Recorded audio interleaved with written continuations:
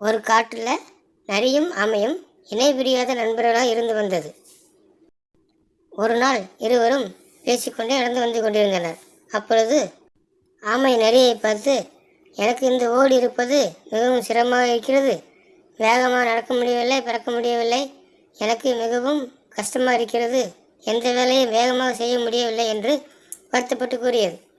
அதற்கு நரி, இந்த மாதிரி கடவுள் படைப்பு, எங்கெங்கு எவன் வாழ வேண்டும் என்பது தகுந்தபடி அது ஆண்டவன் படைத்திருக்கிறார். இதை நீ ஏற்றுக்கொண்டுதான் ஆக வேண்டும். உன் சூழ்நிலைக்கு இதுதான் சரியாக வரும்.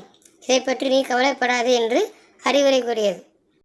இப்படியே பேசிக்கொண்டு சென்றிருக்கும்போது அந்த வழியாக ஒரு வேடன் வந்து நரியை குறிவைத்து அம்பு விட தயாராகினான். இதை பார்த்த ஆமை தன் நண்பனை கொல்லப் போகிறான் என்ற பதட்டத்துடன் அம்பின் முன்னாடி போய் விழுந்தது. தன் அன்பு அதன் ஓட்டில் மேல்பட்டு சிதறி தெரித்து ஓடியது.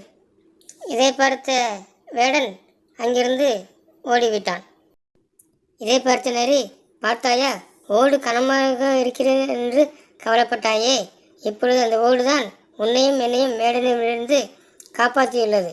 ஆனால் கடவுள் படைப்பில் எல்லாம் நன்மைக்கே என்று புரிந்துகொள் என்று கூறியது. ஆமையும் தன் நண்பனை காப்பாற்றிய சந்தோஷத்தில் வீடு திரும்பின.